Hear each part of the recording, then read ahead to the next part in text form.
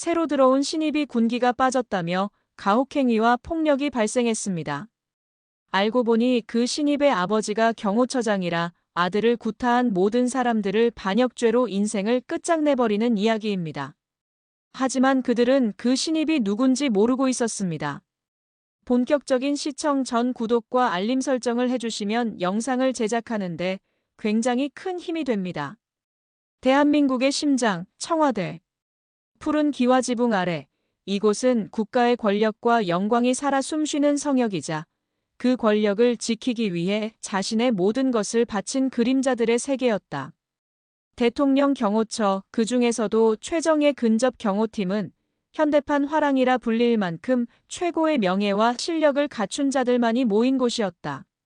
신입 경호원 권희강은 그 화랑 중에서도 가장 빛나는 별이었다. 경찰대학을 수석으로 졸업하고 사격, 무술, 전술 판단 능력까지 모든 평가에서 압도적인 재능을 선보인 괴물 신인. 하지만 그의 경력은 너무나도 완벽했기에 오히려 조직 내의 어두운 그림자들을 자극했다. 그 그림자의 중심에는 10년차 고참 경호원 최성태가 있었다. 그는 탁월한 능력보다는 낡은 권위와 폭력적인 군기잡기로 자신의 위치를 유지해온 썩은 물의 상징과도 같은 인물이었다. 그는 자신의 아성을 위협하는 이강의 천재성을 혐오했고 그의 맑은 눈빛을 증오했다. 그는 이강을 짓밟아 이 지옥 같은 조직의 진짜 주인이 누구인지 가르쳐주기로 결심한다. 기회는 대통령의 지방 순시를 대비한 모의 경호 훈련에서 찾아왔다. 가상의 적들이 대통령 차량을 습격하는 1초의 오차도 용납되지 않는 일촉즉발의 상황. 이강은 저격수 역할을 맡아 가장 높은 건물 옥상에서 아군을 엄호하는 임무를 맡았다. 하지만 작전 개시 직전 최성태는 장비 점검을 핑계로 이강의 무전기 주파수를 누구도 눈치채지 못하게 아주 미세하게 비틀어 놓았다. 결정적인 순간 이강은 지휘본부의 명령을 듣지 못하게 될 터였다. 마침내 훈련이 시작되었다. 모든 것이 계획대로 흘러갔지만 최성태의 예상대로 이강은 가장 중요한 순간에 사격 개시 명령을 듣지 못했다. 그의 침묵으로 인해 대통령의 가상 동선은 적들에게 노출되었고 모의 훈련은 최악의 대통령 피격이라는 실패로 끝났다. 모든 책임은 이강에게 쏟아졌다. 훈련 감독관은 최성태의 충실한 개였고 그는 모두 앞에서 이강의 멱살을 잡고 소리쳤다. 이 새끼 하나 때문에 VIP께서는 돌아가셨다. 너 같은 놈은 경호원이 될 자격도 없어. 당장 짐 싸서 꺼져. 이강은 아무 변명도 하지 않았다. 그는 그저 자신을 차갑게 비웃으며 내려다보는 최성태의 눈을 묵묵히 응시할 뿐이었다. 푸른 기와 지붕 아래 가장 찬란했던 신의 명예가 더러운 그림자에 의해 짓밟히는 순간이었다. 훈련 실패의 대가는 가혹했다. 권희강은 모든 훈련에서 배제된 채 청와대 외곽 초소의 경비 업무나 화장실 청소 같은 징벌적인 잡무에 투입되었다. 최성태와 그의 무리들은 그런 이강을 매일같이 조롱하고 괴롭혔지만 이강은 묵묵히 모든 것을 견뎌냈다. 언젠가는 진실이 밝혀지리라는 믿음, 그리고 이곳을 자신의 힘으로 버텨내야만 하는 절박한 이유 때문이었다. 그의 아버지는 바로 이 대통령 경호처에 살아있는 전설이자 절대적인 수장, 권혁진 처장이었다. 권혁진. 평사원 출신으로 오직 자신의 실력만으로 조직의 정점에 오른 입지전적인 인물. 과거 실제 상황에서 대통령을 향해 날아오는 총알을 자신의 몸으로 막아내고도 흉터 하나 없는 사람처럼 복귀했던 강철의 사나이. 그는 아들 이강에게 단 한 번도 아버지로서의 특혜를 준 적이 없었다. 오히려 그는 내 아들이라는 사실이 너의 가장 큰 족쇄가 될 것이다.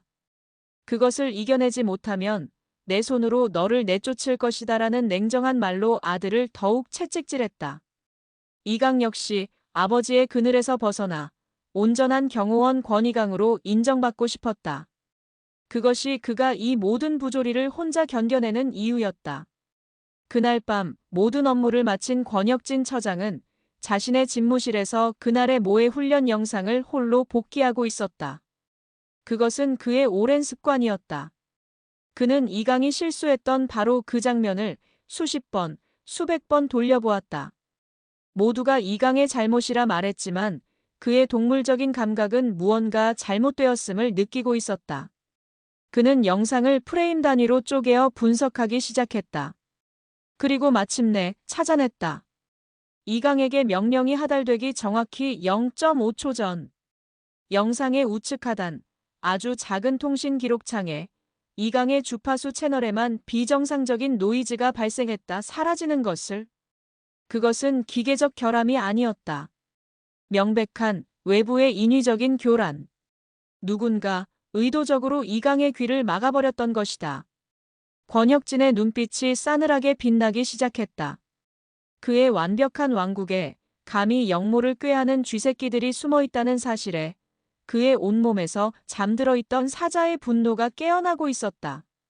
그는 자신의 아들이 지금 이 순간에도 그 쥐새끼들에게 물어뜯기고 있을지도 모른다는 끔찍한 상상에 휩싸였다. 아버지는 그제야 아들의 침묵이 무엇을 의미하는지 깨닫고 있었다. 그날 밤 11시. 권혁진 처장은 자신의 모든 공식 일정을 취소했다. 그리고는 수행원 하나 없이 홀로 집무실을 나섰다. 그의 발걸음이 향한 곳은 처장이 된 이후 단 한 번도 개인적으로 찾아간 적 없는 신입 경호원들의 생활관이었다. 야간 당직을 서던 생활관의 책임자는 갑자기 나타난 처장의 모습에 기겁하며 달려나왔다.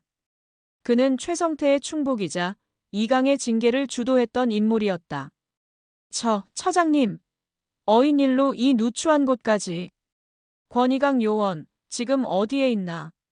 처장의 질문에 당직 책임자의 얼굴이 새하얗게 질렸다. 그는 필사적으로 거짓말을 둘러댔다.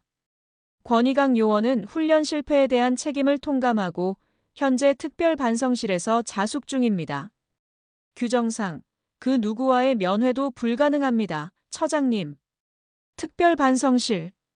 규정에는 존재하지도 않는 최성태와 그의 무리가 신입들을 구타하고 괴롭히기 위해 만들어 놓은 사적인 감옥이었다. 권혁진은 아무 말도 하지 않았다. 그는 그저 당직 책임자의 눈을 꿰뚫어 볼 듯이 응시했다. 공포에 질린 남자의 동공이 지진이라도 난 듯 흔들리고 있었다. 비켜라. 하지만 처장님 규정상.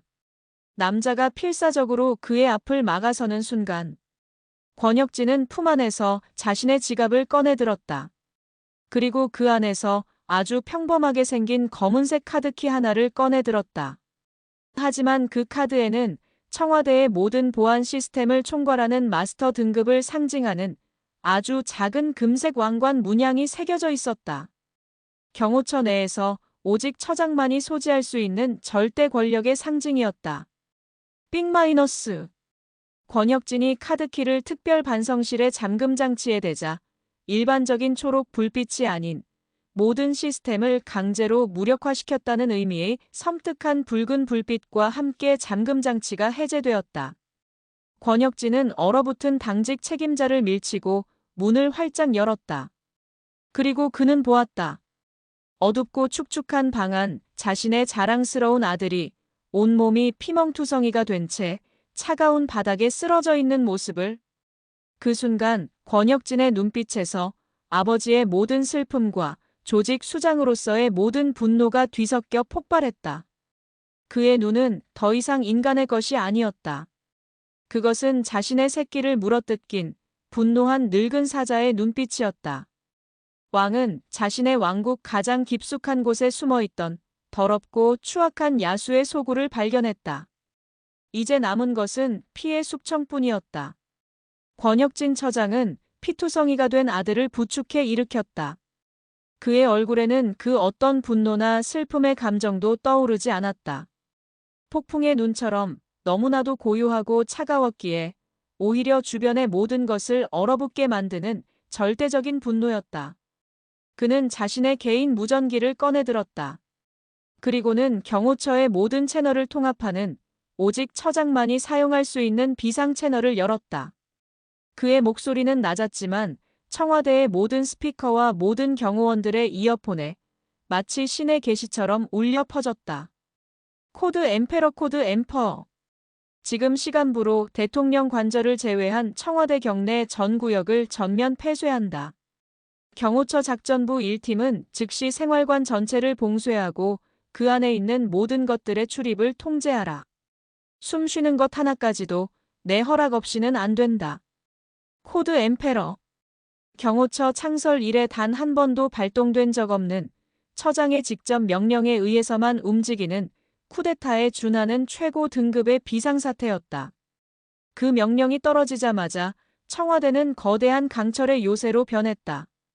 1분도 채 되지 않아 완전 무장한 최정예 경호원들이 생활관 건물을 물샐 틈 없이 포위했다. 그 시각 최성태와 그의 무리들은 자신들의 휴게실에서 술을 마시며 권희강을 조롱하며 낄낄거리고 있었다. 그들의 축제는 거대한 강철 문을 찢고 들어온 작전팀원들에 의해 끝이 났다. 최성태와 그 일당, 그리고 그들의 비위를 맞추며 이 모든 것을 묵인했던 당직 책임자까지 그들은 단 한마디의 저항도 하지 못한 채 짐승처럼 끌려나갔다. 모든 상황이 정리된 후 권혁진은 아들을 데리고 자신의 집무실이 아닌 청와대 경내의 대통령 전용 의료실로 향했다. 그는 최고의 의료진에게 아들의 치료를 지시하며 처음으로 아버지의 목소리를 냈다. 내 아들이다. 아주 작은 흉터 하나라도 남기지 말도록. 왕의 철퇴는 가장 빠르고 가장 고요하며 가장 무자비하게 그렇게 썩은 심장을 향해 내리꽂히고 있었다.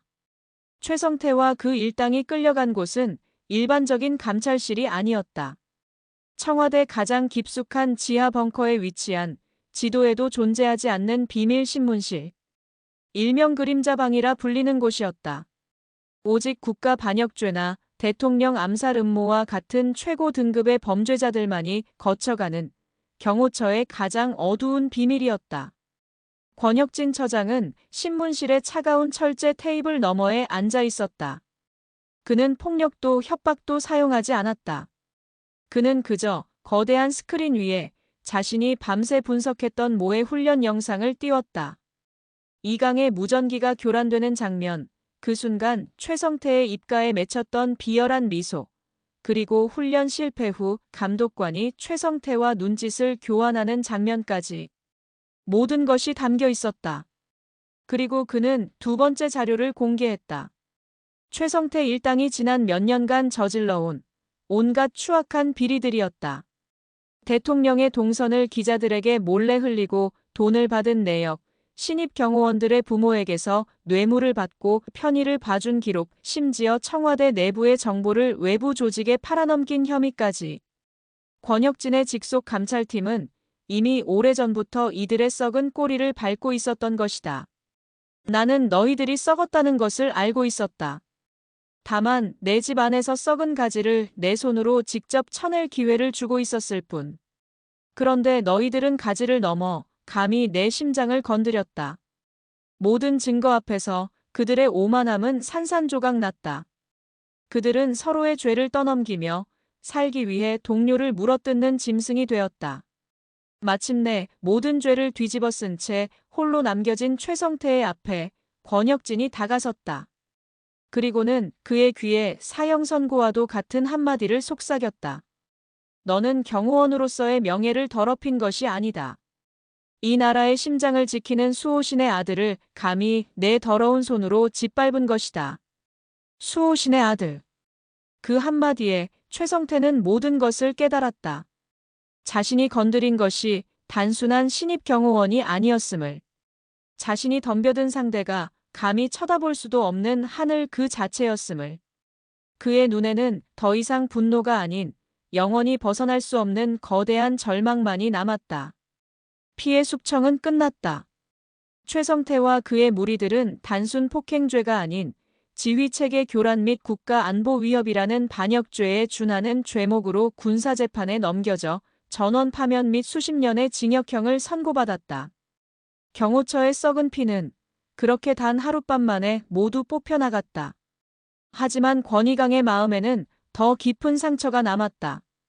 그는 자신의 나약함 때문에 아버지의 이름을 더럽히고 조직 전체를 혼란에 빠뜨렸다는 죄책감에 시달렸다.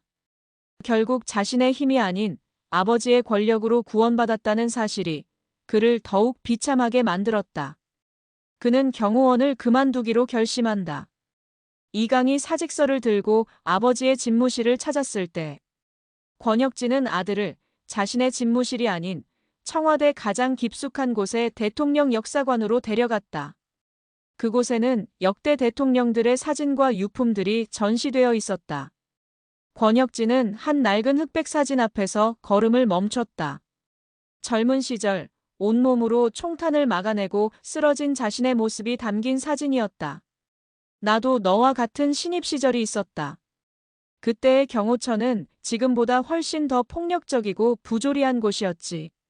나 역시 너처럼 선배들에게 끌려가 죽도록 맞았다. 그것은 전설의 수호신이 처음으로 드러내는 자신의 흉터였다.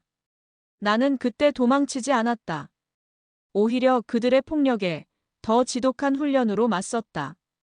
그들이 나를 때릴수록 나는 더 강해져야 한다고 다짐했다.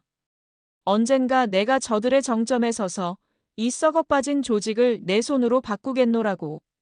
권혁진은 아들의 어깨를 잡았다. 나는 아버지로서 너를 구한 것이 아니다. 이 조직의 수장으로서 내 왕국의 썩은 부분을 도려낸 것뿐이다. 하지만 이 상처를 딛고 다시 일어서서 이 조직을 진정으로 강하게 만들 것인지는 오롯이 경호원 권이강, 너의 선택에 달려있다. 아버지의 진심 어린 고백 앞에 이강의 눈에서 뜨거운 눈물이 흘렀다. 그는 자신의 손에 들린 사직서를 스스로의 힘으로 구겨버렸다. 흉터 위에 다시 피어날 꽃의 씨앗이 심어지는 순간이었다. 다시 훈련장으로 돌아온 이강은 완전히 다른 사람이 되어 있었다. 동기들은 그를 처장님의 아들이라며 수군거렸지만 그는 아무렇지 않았다. 그는 이전보다 몇 배는 더 지독하게 자신을 몰아붙였다. 그의 눈에는 더 이상 두려움이나 분노가 아닌 진짜 사자만이 가질 수 있는 깊고 고유한 강인함이 자리 잡고 있었다. 그는 훈련장의 에이스로 다시 떠올랐지만 과거의 자신처럼 혼자 빛나려 하지 않았다. 그는 뒤처지는 동기들을 이끌어주고 부당한 일을 당하는 후배들의 방패가 되어주었다. 그는 아버지의 권력이 아닌 자신의 실력과 인품으로 서서히 조직의 새로운 중심으로 자리 잡아갔다. 그리고 마침내 그의 진가를 증명할 마지막 시험대가 찾아왔다. 대한민국을 방문한 해외 정상과의 합동 정상회담. 전 세계의 이목이 집중된 이 행사에서 극단주의 테러리스트의 암살 시도가 벌어진 것이다. 수천 명의 인파와 수백 명의 경호원들이 뒤엉킨 아수라장 속에서 모두가 우왕좌왕할 때 오직 이강만이 침착하게 상황을 꿰뚫어 보았다. 그는 아버지가 수없이 복기했던 과거의 암살 시도 영상들 속에서 테러범들의 행동 패턴을 완벽하게 읽어내고 있었다. 이강은 지휘본부의 명령을 기다리지 않았다. 그는 자신의 판단을 믿고 가장 위험한 곳으로 총알이 셔속으로 쏟아지는 단상 앞으로 몸을 던졌다. 그리고 해외 정상을 향해 날아오는 마지막 총알을 자신의 몸으로 막아냈다. 과거 그의 아버지가 그랬던 것처럼 방탄복 덕분에 목숨은 건졌지만 그 용감한 희생은 모든 것을 바꾸어 놓았다. 청와대 지하의 메인 상황실. 모니터를 통해 아들의 모든 행동을 숨죽이며 지켜보던 권혁진 처장의 입가에 그의 인생에서 단 한 번도 보인 적 없었던 자랑스럽고 깊은 미소가 피어올랐다. 자신의 아들은 이제 더 이상 자신의 보호가 필요한 어린 사자 새끼가 아니었다. 그는 마침내 자신의 힘으로 왕의 자리에 오를 자격이 있는 진정한 사자가 되었음을. 그 미소는 한 아버지의 아들을 향한 가장 위대한 인정이었다. 권이강의 희생적인 행동은 그를 하루아침에 국민적인 영웅으로 만들었다. 그는 더 이상 처장의 아들이 아니었다. 자신의 피로써 동료와 국가의 명예를 지켜낸 이 시대의 진정한 영웅으로 다시 태어난 것이다. 하지만 권혁진 처장은 아들에게 훈장과 편안한 보직을 주는 대신 가장 어렵고도 영광스러운 임무를 맡겼다. 그것은 바로 경호처의 신입 요원들을 교육하는 교육대장의 자리였다. 낡고 부패한 문화를 뿌리 뽑고 새로운 경호처의 정신을 심는 조직의 미래를 책임지는 자리. 권혁진은 아들이 흘린 피 위에 새로운 시대의 씨앗을 심고자 했다. 교관이 된 이강은 과거의 그 누구와도 달랐다. 그의 훈련은 지독하게 혹독했지만 그 안에는 단 한 점의 부조리나 폭력도 존재하지 않았다. 그는 신입 요원들에게 총 쏘는 기술보다 왜 총을 들어야 하는지에 대한 명예를 먼저 가르쳤다. 그는 자신의 끔찍했던 상처를 기꺼이 드러내며 동료의 아픔을 외면하는 것이 얼마나 큰 죄악인지를 가르쳤다. 그의 밑에서 새로운 세대의 경호원들이 자라나고 있었다. 그들은 서로를 짓밟는 경쟁자가 아닌 서로의 등을 지켜주는 진정한 동료애를 배우고 있었다. 권혁진은 그런 아들의 모습을 멀리서 조용히 지켜보았다. 아들은 자신과 같은 강인함을 가졌지만 자신에게는 없었던 따뜻함을 지니고 있었다. 아들은 아버지를 넘어 아버지보다 더 위대한 지도자가 되어가고 있었다. 늙은 사자는 자신의 왕국을 물려줄 진정한 후계자의 성장을 더할 나위 없이 자랑스러운 눈으로 바라보고 있었다. 몇 년의 세월이 흘렀다. 권희강은 경호처 역사상 최연소 작전팀장이 되어 전설적인 활약을 이어가고 있었다. 그가 이끄는 팀은 단 한 건의 임무도 실패한 적 없는 경호처의 새로운 신화가 되었다. 그리고 권혁진 처장의 시대가 저물고 있었다. 그는 평생을 바친 조국에 대한 봉사를 마치고 명예로운 은퇴를 발표했다. 그의 퇴임식은 전 국민의 박수 속에서 성대하게 치러졌다. 하지만 그가 군복을 벗기 바로 전날 밤, 경호처의 모든 통신망을 마비시키는 최악의 비상사태가 발생했다. 몇 년 전 이강에게 총상을 입히고 사라졌던 국제테러 조직의 수장이 복수를 위해 대한민국에 잠입하여 대통령을 향한 마지막 테러를 계획한 것이다. 그것은 늙은 사자의 마지막 사냥의 시작이었다. 권혁진은 자신의 퇴임을 미루고 직접 작전의 총지휘관이 되었다. 그리고 그의 옆에는 이제는 최고의 파트너가 된 아들 권희강 팀장이 함께했다.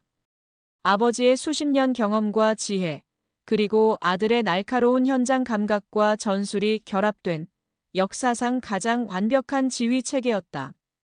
아버지와 아들은 밤을 새워가며 적의 모든 움직임을 예측하고 그들의 퇴로를 하나씩 차단해 나갔다.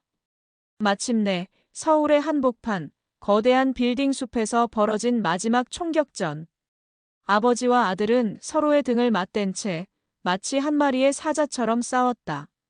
그리고 마침내 대한민국의 심장을 위협했던 마지막 적의 심장에 스스로의 손으로 총알을 박아 넣었다. 모든 것이 끝난 후 동이 트는 서울의 빌딩 옥상에서 두 사람은 나란히 섰다. 권혁진은 자신의 어깨에 달려있던 경호처장의 지위를 상징하는 빛나는 휘장을 떼어냈다. 그리고는 아들의 손에 그것을 쥐어주었다. 이제부터는 내가 이 자리를 지켜라, 아들아. 그것은 한 시대의 전설이 다음 시대의 전설에게 왕좌를 물려주는 장엄하고도 아름다운 대관식이었다. 다시 긴 시간이 흘렀다. 대한민국 대통령 경호처는 새로운 전성기를 맞이하고 있었다. 신임 권희강 처장의 지휘 아래 경호처는 세계 최고의 실력과 명예를 자랑하는 조직으로 거듭났다. 그의 이름 앞에는 언제나 아버지의 전설을 뛰어넘은 푸른 사자라는 수식어가 따라붙었다. 한적한 시골의 강가. 이제는 평범한 할아버지가 된 권혁진은 어린 손주에게 낚시를 가르쳐주며 평화로운 노년을 보내고 있었다. 그의 얼굴에서는 더 이상 강철의 사나이의 흔적을 찾아볼 수 없었다.